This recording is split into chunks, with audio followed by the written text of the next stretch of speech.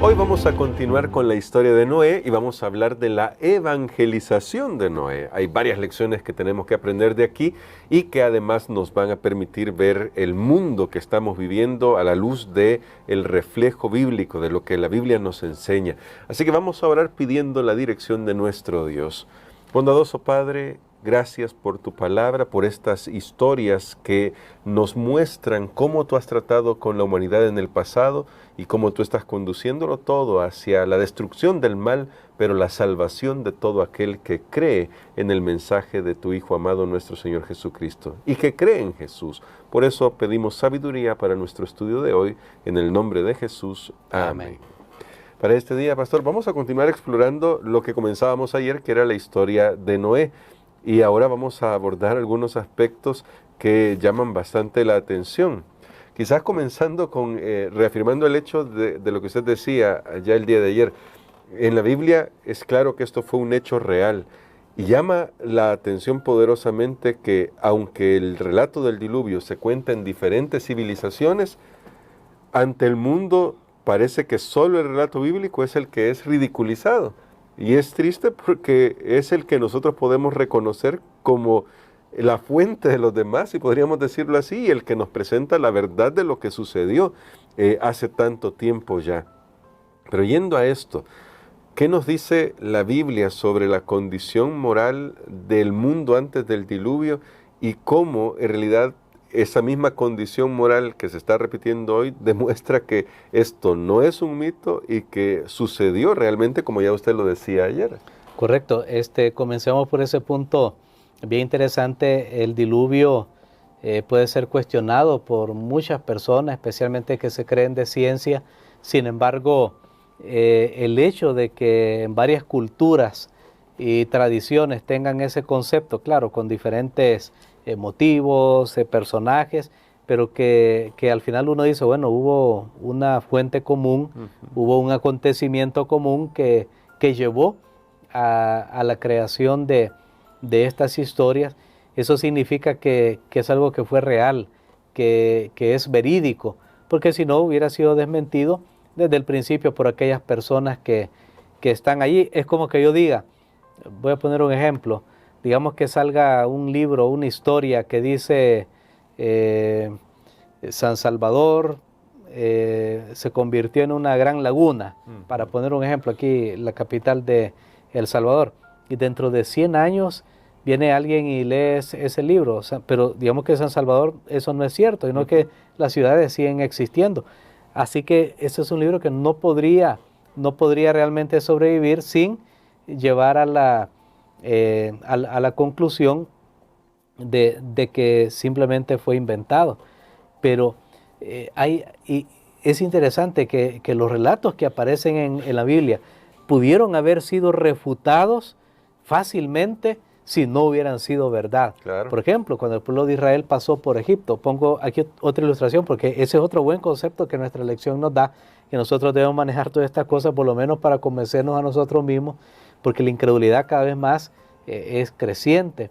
Pero los israelitas cuando salieron de Egipto, por ejemplo, sin tener ellos que luchar, si todo eso no hubiera sido real, pues simplemente las siguientes generaciones de israelitas y las generaciones sucesivas, alguien hubiera dicho, no, mire, eso fíjese que no es cierto, eso lo inventamos, y ahí hubiera quedado. Pero el hecho de que estas historias estén bien establecidas a lo largo de las generaciones, eso significa que son historias verdaderas. Pero al final nuestra fe se apoya, por supuesto, siempre en que es la palabra de Dios. O sea, cuando nosotros vemos la Biblia toda como la palabra de Dios, entonces eso comienza a hacer una diferencia en nosotros. Pero veamos cómo era esa generación, un segundo aspecto, cómo era esa generación. Vamos a nuestras Biblias, tal vez podemos examinar al principio Génesis capítulo número 6 y vamos a ver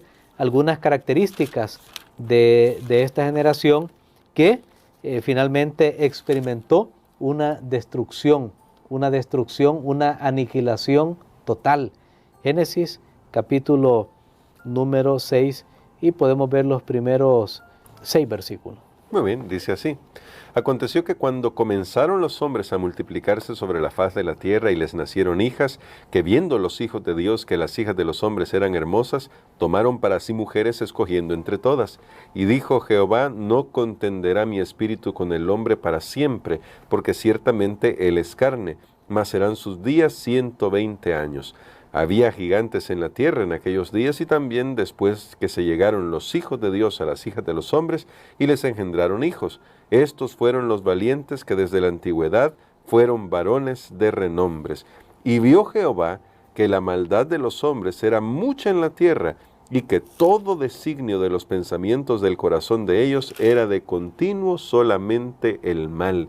Y se arrepintió Jehová de haber hecho al hombre en la tierra y le dolió en su corazón.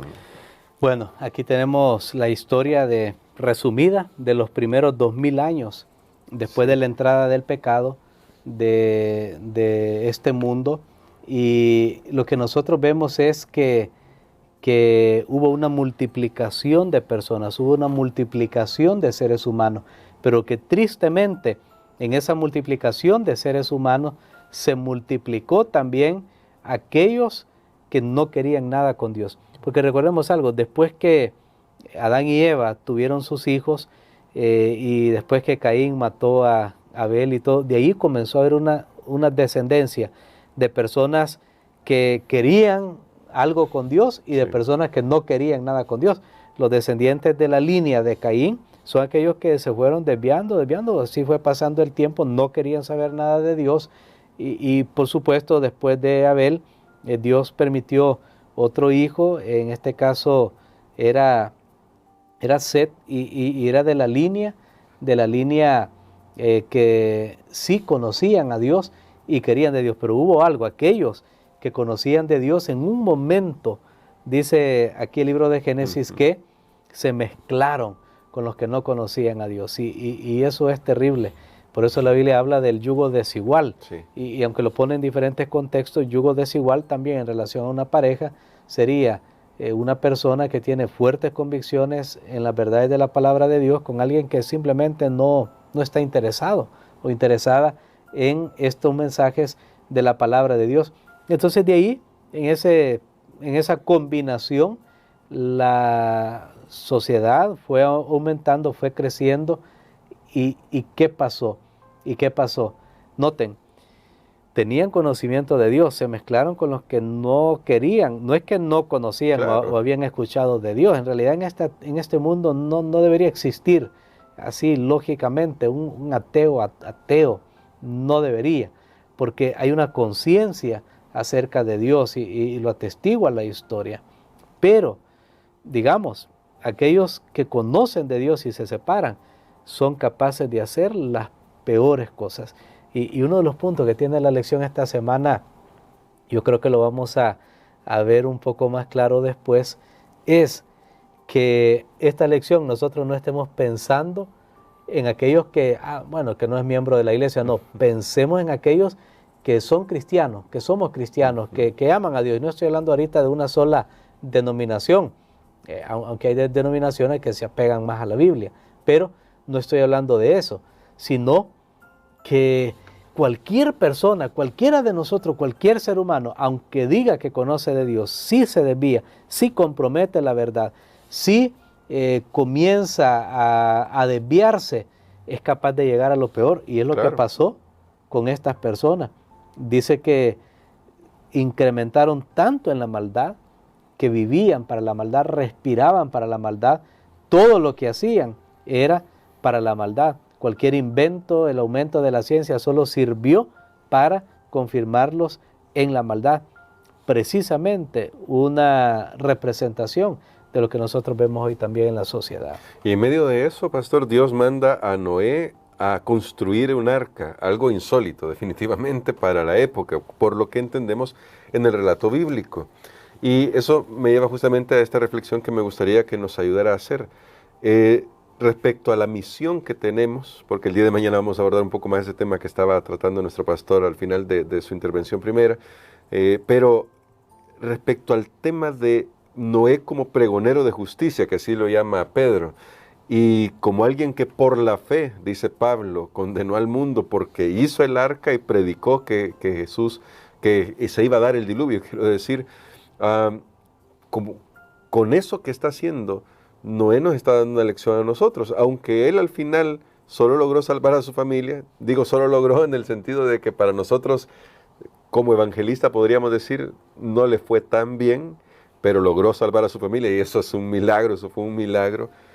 ¿Qué nos dices sobre cómo podemos aprender a mantener el esfuerzo de ayudar a las personas a conocer de Jesús, dado que, siendo muy francos, hoy en día hay un poco de apertura todavía, hay posibilidades de extender el Evangelio?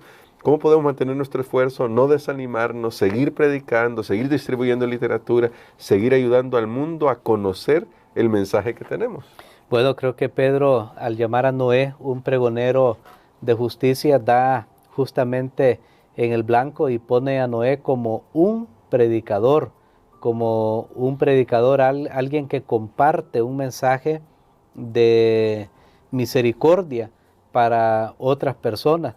Y eso nos lleva a nosotros ahora a pensar en nuestro papel también en la sociedad actual, porque si nosotros vemos, si resumiéramos lo que vimos ayer con lo que estamos viendo hoy, en ese mundo antediluviano, noten, hubo maldad, hubo incremento de maldad, hubo descuido de las cosas espirituales, concentrarse solo en las cosas de esta tierra, pero entonces hubo también oportunidad de gracia, que es lo que vimos. Dios dio 120 años, dio oportunidad de arrepentimiento y Dios no dejó a las personas sin un mensaje y envió a Noé como pregonero de justicia. Noten, no envió un ángel, a uno de los mismos, pero que dice que Noé halló gracia a los ojos de Dios. Un texto muy bonito, porque no es que Noé era la persona impecable, que no podía pecar nunca. De hecho, después del diluvio conocemos una historia trágica de él, porque precisamente eso es así. Pero Noé tenía, al igual como veremos en el caso de Lot, tenían el deseo de seguir a Dios, se dolían por lo que estaba pasando, pero eran seres humanos. Y eso solo demuestra, hermano Gerson, que los seres humanos podemos estar bien ahora, mañana podemos estar mal. Por eso los eventos de los últimos días serán rápidos, y ese grupo de personas que Dios prepare, que sean sellados, van a pasar por unas pruebas, pero va a ser rápido, porque nuestro corazón humano nos va a llevar, si nosotros todavía seguimos en esta carne pecaminosa, estamos sujetos a la tentación. Pero lo que quiero mencionar es que todas estas cosas hubo en los días de Noé. Hubo un predicador, hubo tiempo de gracia, hubo maldad, hubo descuido de los deberes de Dios, de la palabra de Dios, hubo mezcla, compromiso de la verdad. Entonces, precisamente es todo lo que estamos viendo hoy. Pero entonces usted mencionaba un hecho bien interesante. ¿Cuántos se salvaron? Se salvaron 8 personas que al final quedaron como semillas, como simiente, fueron preservados para que la raza humana no desapareciera. O sea, estuvo a punto de desaparecer la raza humana. Miren hasta dónde llega. El pecado es nocivo. El pecado no debe ser entretenido. Nosotros, tristemente, nuestra cultura y generación actual trivializa el pecado en muchas formas, pero el pecado es destructivo. Y si Dios permitiera que el pecado fuera recompensado como debe, simplemente este mundo ya no existiría. Pero solo quedaron 8. Ahora la pregunta es, ¿fracasó Noé? ¿Fracasó Noé? Pues precisamente la Biblia dice, él preparó el arca pensando en su familia. Él en algún momento pensó, bueno, aunque nadie se salve, por lo menos yo y mi familia, yo me quiero salvar. Amén. Gracias a Dios la familia lo siguió. Y por eso la iglesia tiene un lema hoy, toda familia en misión, porque ahí está la base, hermano Gerson. Si cada uno cuida a su familia y dice, bueno, me voy a salvar y voy a salvar a mi familia, pues yo creo que sería un lugar mejor. Pero la lucha cada vez está más enardecida, porque Satanás sabe eso muy bien. Y por eso el problema real es en la familia. Cuando usted ve problemas en la iglesia, problemas en el mundo, vamos a la familia. Ahí nace todo, ahí comienza todo. Porque si todas las familias están sanas, pues todo lo demás estará sano. Pero Noé no fracasó. ¿Sabe que hubo personas que conocieron el mensaje, lo aceptaron, pero murieron antes del diluvio? Sí. Murieron antes de que el diluvio se diera, pero Noé no fracasó porque él fue una representación de aquellos y su familia, de aquellos que sí aceptan el mensaje. Yo creo que nosotros también podemos aprender que ahora hay una diferencia. Si fueran literales los números en el sentido del último tiempo, por lo menos la Biblia dice, mire, se van a salvar 144,000. Si yo comparo 8 a 144,000, ya es un porcentaje. Si dijera, ¿cuánto crecimiento es de 8 a 144,000? Sí. Bueno, es un porcentaje grandísimo. Ya porque Cristo vino, y esa es la importancia, que todo esto lo centremos en Cristo, porque Cristo vino, realmente ahora la predicación del mensaje va a tener mucha fuerza. Y ahora que han pasado más siglos y la raza humana está más debilitada, estamos más enfermos, estamos más degenerados, pero a pesar de eso, la palabra de Dios nos muestra que va a haber un resultado favorable. Como no sabemos quiénes son, pues todos procuremos serlo e invitar a todos para que formen parte. Amén, amén. Por eso, pastor, me gustaría que orara por nosotros hoy, porque tal vez al analizar esta historia y pensar en lo que Noé hizo, se nos está haciendo un llamado a nosotros, y es, ¿qué puedo hacer ahí donde estoy? Ahí donde estoy, con lo que pueda hacer, con los recursos que tenga, para compartir con otros y decirles a otros que muy pronto Jesús volverá a esta tierra. Amén. Padre nuestro que estás en los cielos, te damos gracias, Señor, porque tú hablas a través de tu palabra. Te damos gracias porque este mensaje de salvación ha llegado hasta nosotros hoy. Ayúdanos para poder reflexionar en estas cosas y aprovechar el tiempo de oportunidad que tenemos ahora. Ayúdanos también, Señor, para ser esos pregoneros de justicia. Tu palabra dice que por esa fe Noé condenó al mundo. En otras palabras, por la demostración de su vida, él avergonzó a las demás personas al darles el mensaje de que sí se puede vivir una vida en comunión contigo, en armonía con tu palabra.